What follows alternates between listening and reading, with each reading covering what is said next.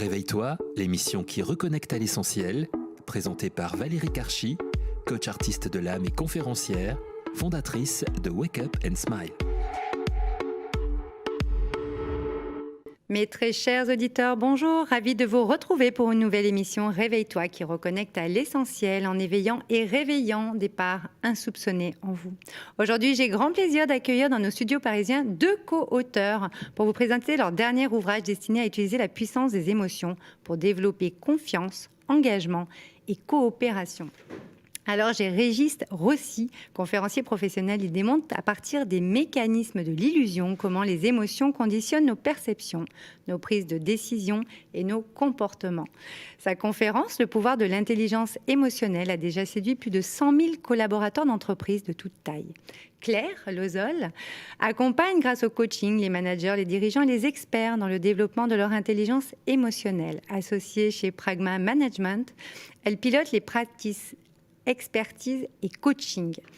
Bonjour et bienvenue Claire et Régis. Bonjour. Bonjour Valérie. Alors ce livre, je vais le montrer à l'écran pour ceux qui regardent la vidéo. Vous savez qu'on a toujours le podcast et la vidéo pour l'émission Réveille-toi, l'émission qui reconnecte à l'essentiel. Nous avons également Didier Noyer. Alors Didier Noyer, qui est expert en management et en développement des ressources humaines, auteur de nombreux ouvrages sur la communication et le management. Donc il n'est pas là avec nous sur le plateau aujourd'hui, mais on est avec lui dans le cœur. On va attaquer tout de suite dans le vif du sujet. Alors ce que vous expliquez, c'est que les émotions ont longtemps été considérées comme les signes de faiblesse, n'ayant pas leur place dans le milieu professionnel. Vous parlez beaucoup du milieu professionnel, mais on est d'accord que le milieu professionnel va avec le milieu personnel. Il y a toujours vase communicant, on va dire. Or, les recherches récentes en neurosciences ont permis de montrer leur contribution dans un système très fin qui nous permet d'évaluer chaque situation et d'agir. Donc, ce qui est intéressant, moi, ce que je trouve intéressant, c'est que selon le Forum économique mondial de Davos, l'intelligence émotionnelle fait désormais partie des 10 compétences pour réussir professionnellement. Alors ça, c'est quand même énorme. Parce qu'on se rend compte que nos émotions servent à quelque chose. C'est quand même super. Et donc, on va en parler justement tout au long de cette émission avec votre ouvrage « Les pouvoirs de l'intelligence émotionnelle » aux éditions Erol. Utiliser la puissance des émotions pour développer confiance, engagement et coopération. Alors, moi, ce que j'ai envie de vous demander déjà, est-ce que l'un d'entre vous pourrait nous expliquer un petit peu le rôle de ces émotions? Vous commencez le livre, l'ouvrage là-dessus. Je pense que c'est important pour nos auditeurs qu'on comprenne bien le rôle des émotions. Tu veux y aller? J'y vais. Comme tu veux, Claire. Je te laisse. Je pense que tu l'as parfaitement dit. La première des bonnes nouvelles, c'est de se dire chouette, on habilite ou on réhabilite les émotions dans le monde professionnel. Et c'est une très bonne nouvelle parce que sans émotions, nous n'aurions pas pu nous développer, nous ne serions pas là aujourd'hui. Non, effectivement. Voilà, les émotions, c'est ce qui nous a permis de réagir toute notre vie, toute notre histoire à des situations dangereuses, à des situations difficiles. Donc ça permet la conservation. Ça nous permet de nous ajuster de manière adaptée, fine aux situations qui sont celles du quotidien. Et puis, ça nous permet aussi de croître, de nous développer. Je parle, par exemple, de la joie, oui, en nous connectant aux autres, en étant en lien les uns avec les autres. Donc, c'est essentiel de prendre les émotions comme quelque chose d'important et d'utile.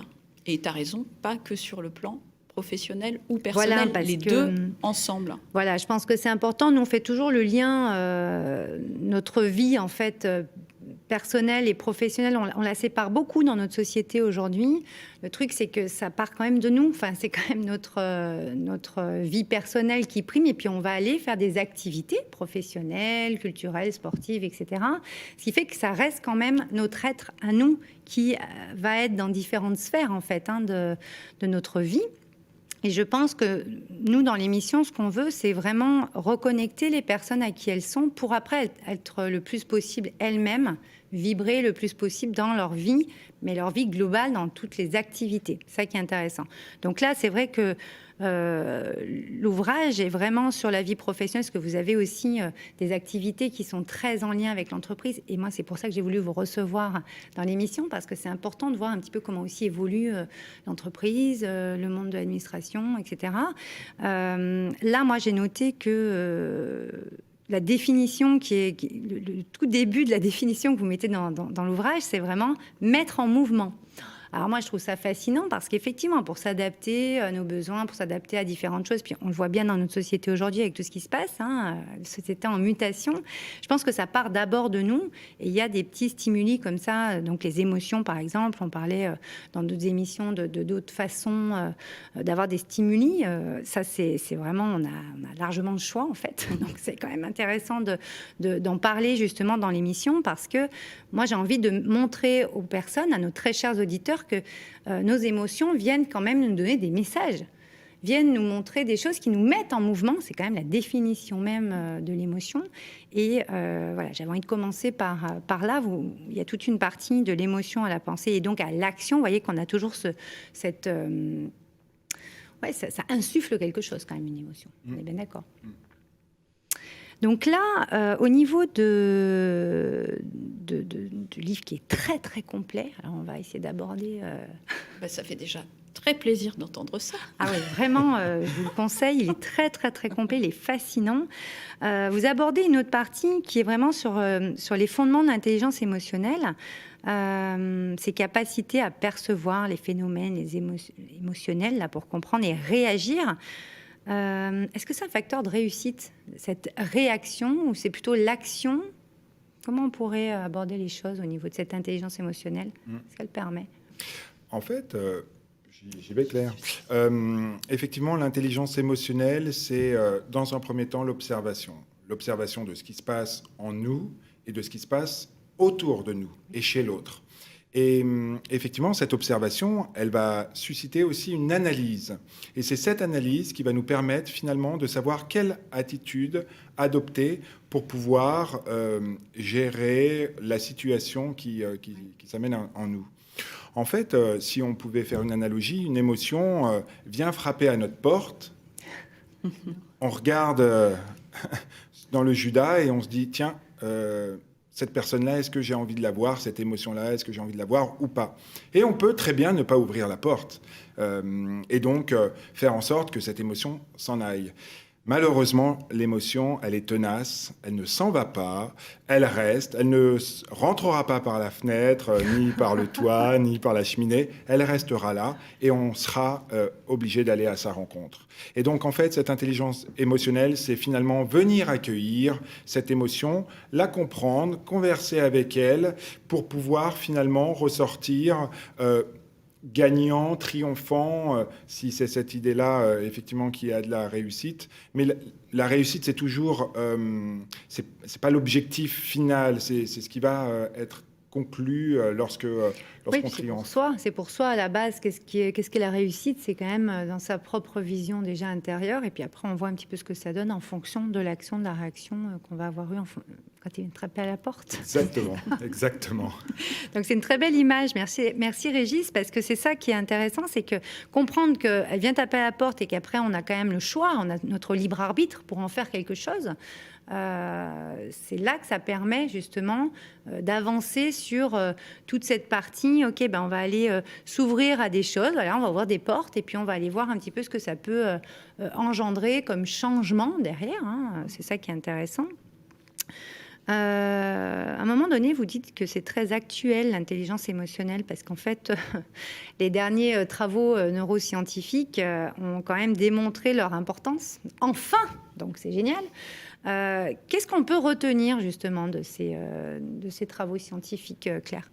Alors, moi, je dirais que la première des choses, en tout cas, moi, ce qui m'a marqué le plus, c'est le fait qu'on ait réussi à démontrer que ça n'avait pas de sens d'opposer la raison et les émotions. Ah, merci.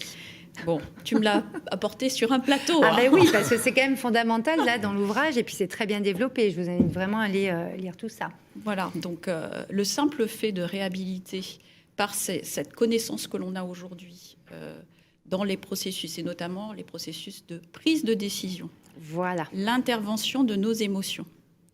C'est déjà une avancée extraordinaire. Alors, encore une fois, c'est l'héritage. On sait pourquoi est-ce qu'on a construit cette représentation de « il faut surtout se prémunir contre les émotions, ça rend faible, ça fait prendre des mauvaises décisions, etc. » Or, on sait que ça a aussi une influence sur l'apprentissage, sur la capacité à nouer des relations de qualité. Et ce sont des facteurs qui sont des facteurs de réussite personnelle et professionnelle.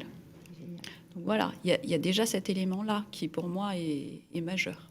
Alors pourquoi justement, ça va intéresser pas mal de monde chez nos très chers auditeurs, pourquoi justement on a cette vision que c'est être faible d'être dans ses émotions, parce que ça c'est un vrai sujet. Enfin, je veux dire, de nos jours, on a quand même beaucoup de barrières qui sont mises, beaucoup on se limite clairement, on n'ose pas utiliser notre libre arbitre qui est quand même notre plus grand pouvoir, parce que là on est quand même sur un ouvrage qui s'appelle Les pouvoirs de l'intelligence émotionnelle, donc on est vraiment dans le mot pouvoir, mais qui nous permet d'utiliser notre libre arbitre, ce qui est quand même fondamental aujourd'hui. Au vu de tout ce qui se passe, on peut pas s'en servir. Donc là, avec les émotions, on a cette possibilité de s'en servir. Qu'est-ce qui fait qu'aujourd'hui, on en est là ?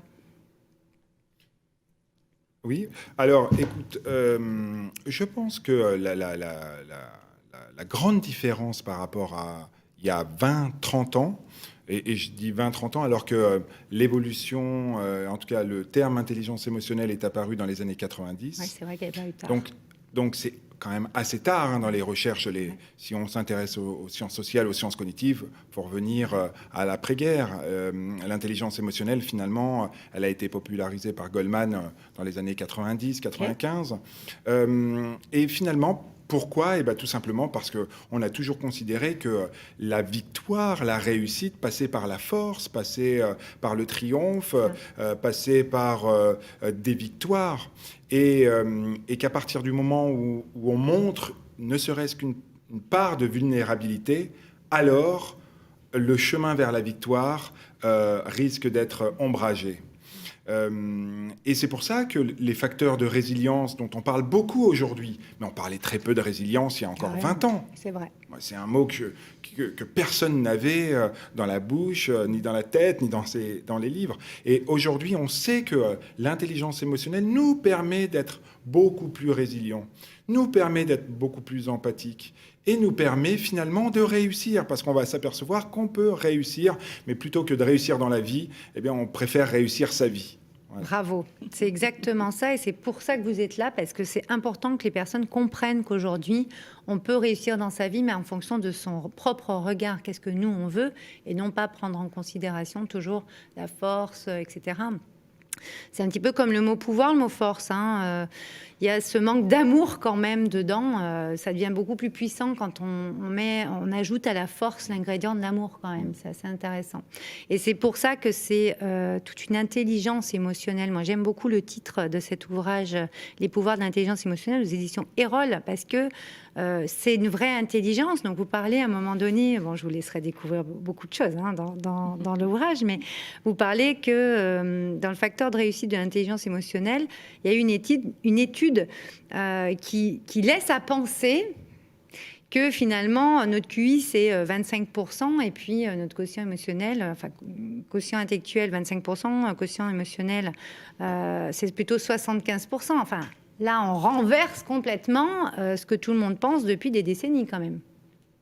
Alors, tu as raison. Et en même temps, il faut être attentif parce qu'il y a en ce moment un courant de publication et de recherche qui tend à nouveau contrebalancer ça. Alors, explique-nous tout ça, Claire, c'est intéressant. Je ne vais pas rentrer dans ce détail-là, si tu veux, parce que d'abord, nous, notre objectif n'est pas du tout d'être dans la polémique. Et ce que l'on défend avec Régis, c'est le mariage. Voilà, c'est fonctionner ensemble, c'est fonctionner avec, et c'est pas séparer les deux. L'un va pas sans l'autre, on le redit. C'est important d'accepter qu'on est à la fois des êtres qui raisonnent, mais qu'on est aussi nourris et mus par nos émotions. Tu parlais de la racine d'émotions, immovere. C'est effectivement ce qui nous met en mouvement. Notre raison seule, nos raisonnements seuls ne sont pas forcément capables de nous mettre en mouvement, de nous pousser à l'action. Alors, est-ce que c'est agir ou réagir ? Bon, là, intéressant. Agir ou réagir, Claire ? C'est large, si tu veux. Quand tu regardes le système physiologique, le fait qu'il y ait un stimulus extérieur ou intérieur qui déclenche une réponse émotionnelle, quand cette émotion devient consciente, elle devient un sentiment. Et à partir de là, s'enclenche un mécanisme cognitif qui te permet d'analyser le sentiment en question. Est-ce que ça te ramène à quelque chose d'agréable, de désagréable, de positif pour toi ? Est-ce que ça fait avancer tes sujets, tes affaires ? Ou au contraire, est-ce que c'est quelque chose qui t'embête ? Donc tu vas pouvoir réagir à ça. Mais on peut aussi avoir une démarche proactive, hein, c'est-à-dire que tu peux aller à la rencontre, à la recherche d'un vécu émotionnel stimulant, positif. Donc, vers un mieux-être, vers une croissance, vers une qualité relationnelle qui va aller dans un sens de réussir aussi sa vie et s'épanouir. Exactement, donc c'est toute une question quand même d'équilibre, de subtilité aussi. On parle souvent dans l'émission de notre énergie plutôt masculine, l'action, etc., notre énergie plutôt féminine, plus sensible, plutôt créativité, etc.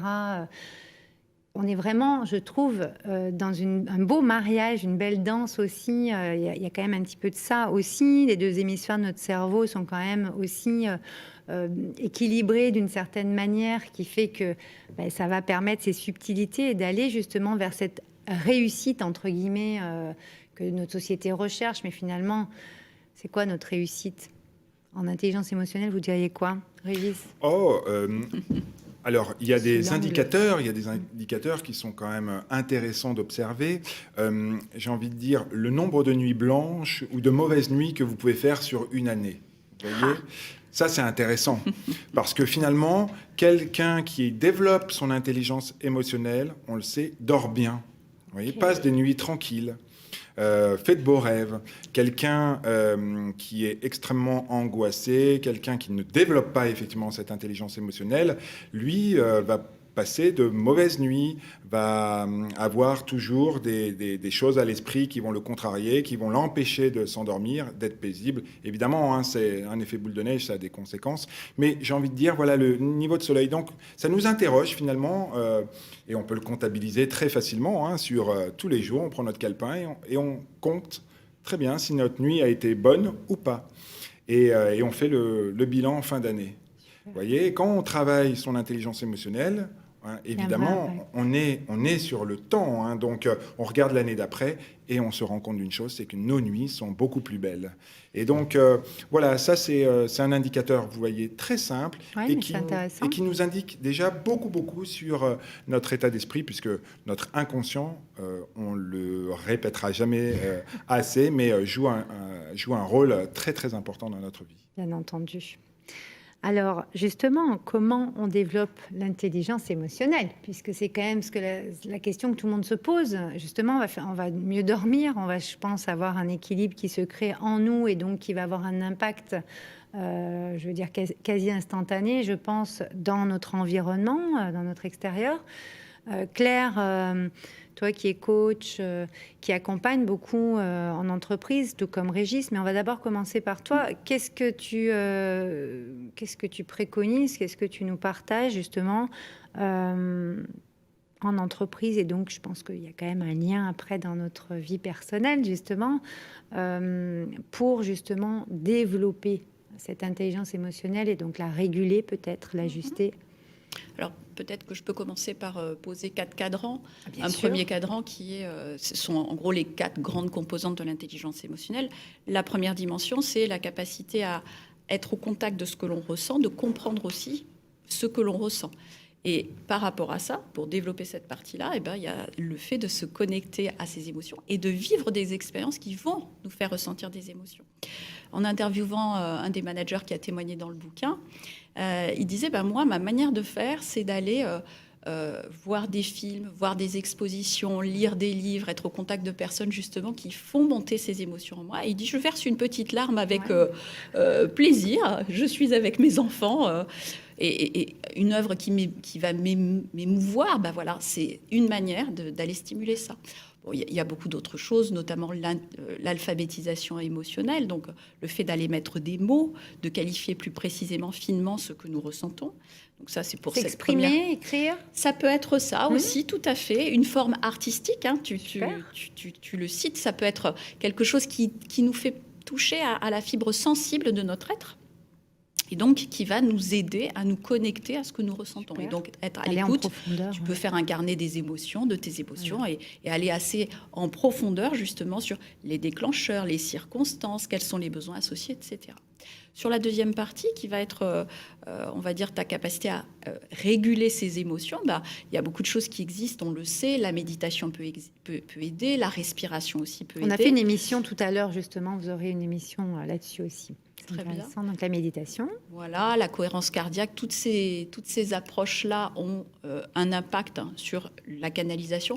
Mais en coaching, moi, c'est des éléments sur lesquels je travaille, mais je vais travailler surtout sur le passage entre l'émotion, le sentiment, c'est-à-dire la prise de conscience de ce ressenti intérieur, de ces signaux physiologiques qui sont ressentis, et le fait d'être capable de comprendre qu'est-ce qui est à l'origine de cette émotion et de ce sentiment qui est ressenti, pour pouvoir changer de regard, influencer ce que je ressens, réguler, remettre les choses à la place qui est une place juste, et trouver des moyens justement d'agir par rapport à ça. Donc de ne pas être conduit par ces émotions, mais plutôt de les accompagner, de les utiliser, plutôt pour aller là où j'ai besoin et envie d'aller. Intéressant. Il y a une différence entre maîtriser et contrôler, non? Ces Alors émotions. pour moi, c'est pas la maîtrise, c'est pas force. Tu vois, Alors, gérer ses émotions, c'est pas. J'aime bien la notion de canaliser. Tu vois, du chenal dans lequel tu vas les conduire. Ouais. Et j'aime bien la notion de conduire, justement. C'est à la fois un indicateur, mais c'est aussi... si c'est vrai, tu pourrais te sentir totalement submergé. Il y a des moments où nous sommes submergés par nos émotions. Et c'est profondément humain. Oui. Mais nous avons aussi à notre disposition tout un tas de manières de réguler ça. Comme notre corps se régule de manière physiologique et automatique, notre cerveau et les pensées que nous choisissons d'avoir peuvent nous aider à réguler ça. Alors pour réguler, justement, il y a toute une partie dans le livre sur réguler et canaliser ses émotions. Première partie de ce chapitre 5, c'est vraiment avoir des émotions sans être sous emprise. J'ai adoré. C'est ça, c'est Régis. Régis, ça, tu vas nous en parler, parce que alors ça, tout le monde va avoir envie d'entendre ta réponse. Comment on fait pour ne pas être sous emprise de nos émotions? Oui, il y a une maxime que j'aime beaucoup qui est la suivante. Les émotions et les sentiments sont des forces lorsqu'on les conduit, non pas lorsqu'on se laisse conduire par elles. Et je crois que c'est là l'enjeu, en fait, parce que finalement, l'intelligence émotionnelle, elle a pour objectif quand même de favoriser nos relations interpersonnelles.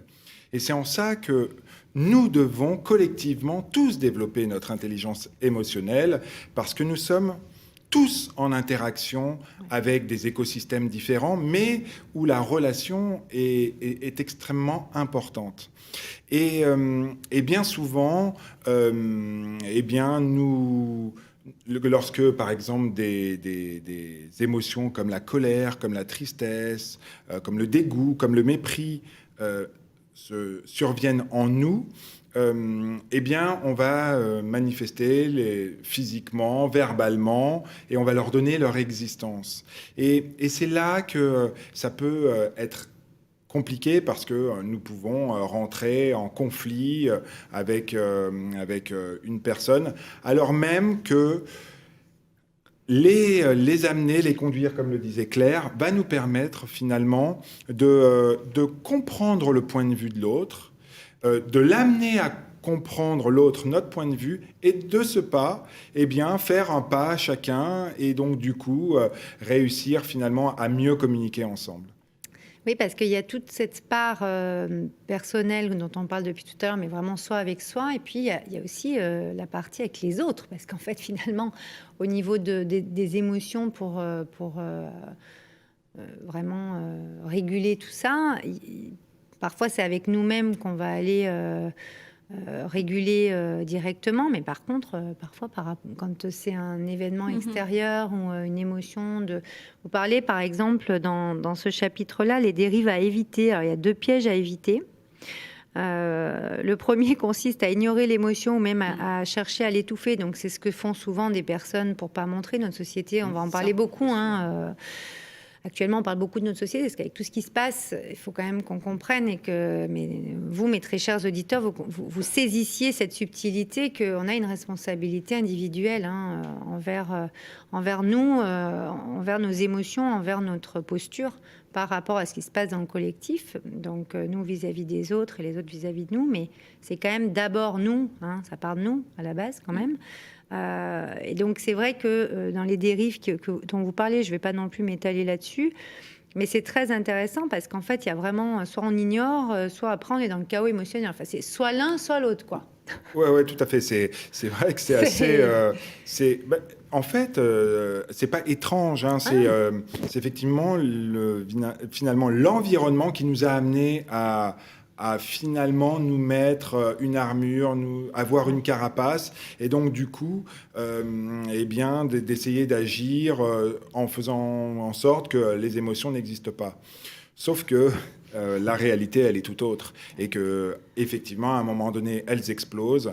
C'est pour ça que, malheureusement, en France, il y a beaucoup d'AVC, il y a beaucoup de burn-out, beaucoup plus qu'ailleurs, parce que on n'a pas suffisamment appris à mettre des mots, à comprendre pourquoi ces émotions sont présentes et comment les canaliser, comment les réguler. Voilà, je reviens effectivement à gérer sur ta question tout à l'heure. On ne gère pas des émotions.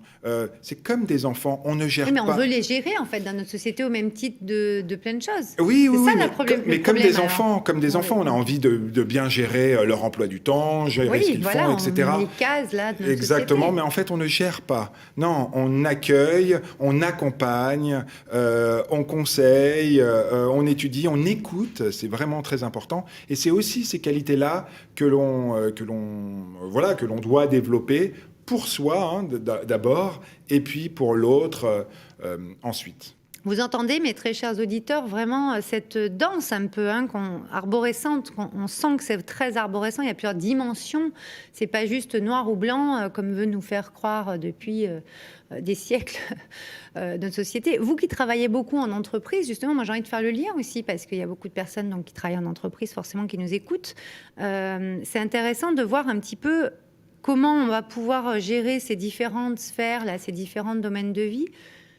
Claire, peut-être, est-ce que tu pourrais nous éclairer un petit peu là-dessus? Alors justement, c'est intéressant que tu fasses ce lien parce que pendant la période de confinement, j'avais écrit plusieurs fiches pratiques pour aider les personnes qui avaient à la fois à gérer la dimension professionnelle et personnelle puisque chacun était chez soi, et en particulier les personnes qui avaient des enfants, voire des enfants jeunes à la maison.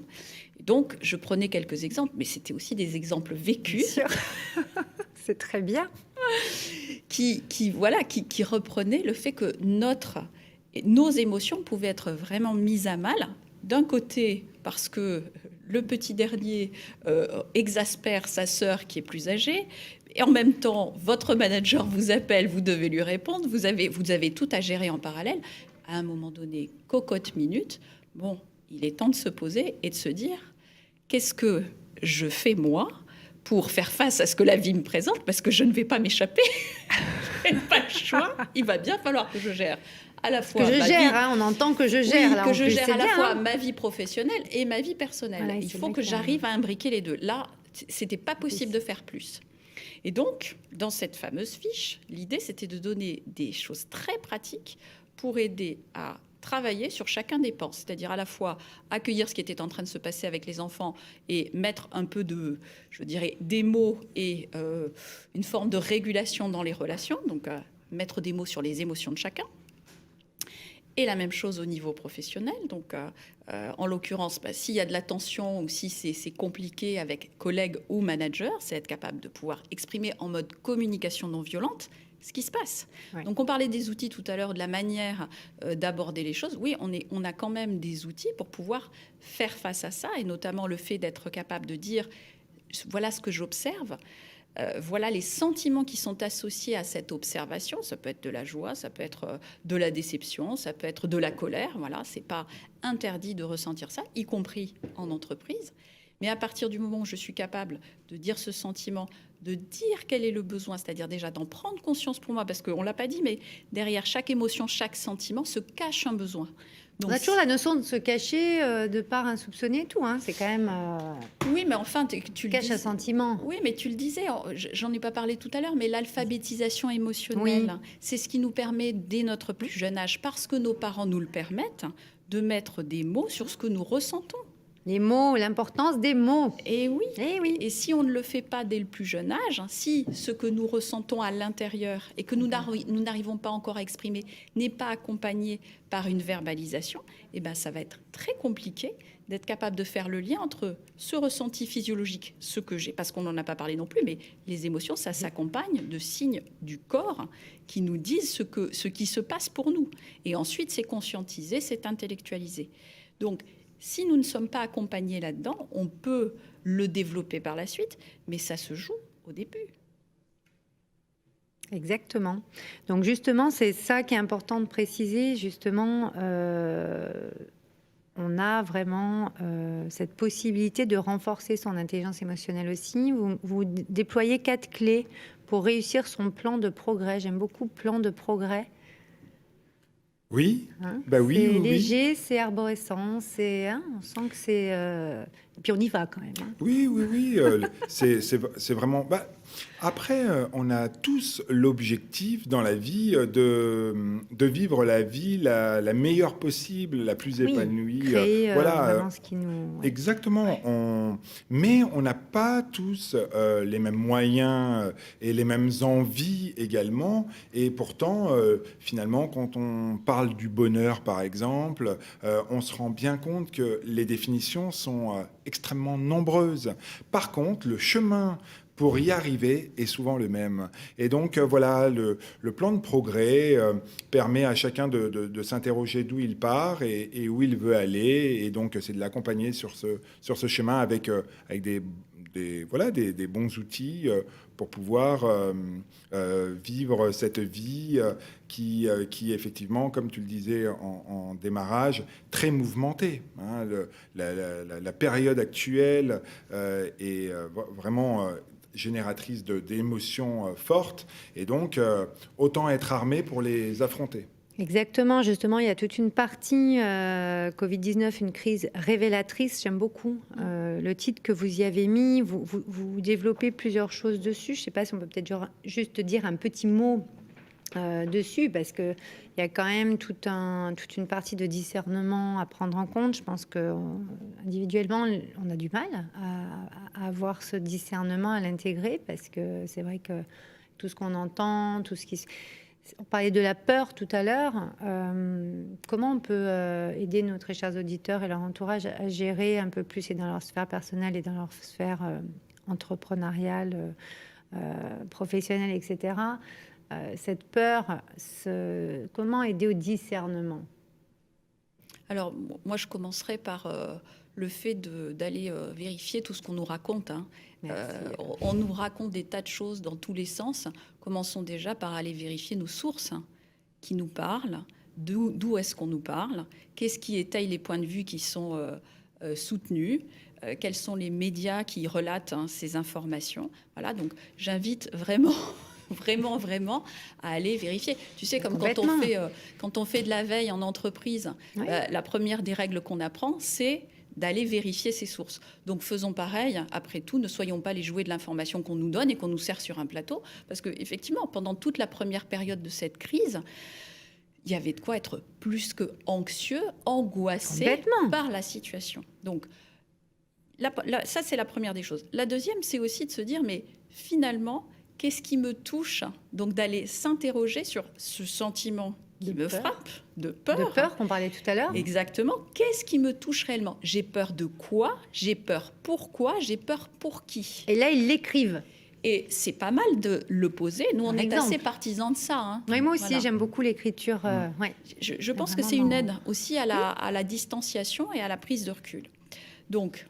Une fois que tu as fait ces deux pas, bah, tu commences à être un peu plus outillé, tu commences à y voir plus clair sur ton sentiment, pourquoi tu ressens cette peur. Okay? Est-ce qu'objectivement, il y a des raisons de la ressentir? Est-ce qu'il y a une part qui est complètement irrationnelle? C'est possible aussi, mais je suis capable, si j'ai fait ce chemin, de mettre les choses à leur place. Donc ça demande quand même un effort, léger, oui. certain, mais un effort. Ah oui. Et c'est vrai qu'on voit bien que, hop, allumer la télé et écouter les infos, c'est souvent bien plus simple que d'aller Oui, voir mais un petit enfin, peu ce qui se passe. On est bien d'accord que pour gérer ses émotions, être dans cette intelligence émotionnelle, justement, c'est là que c'est arborescent. C'est là qu'on va pouvoir faire un pas de côté, changer de perspective sur ce qu'on peut se prendre de front là, dans les infos, par exemple, Oui. et aller voir un petit peu cette veille, voir un petit peu qu'est-ce qui se passe en nous et aller y mettre des mots dessus,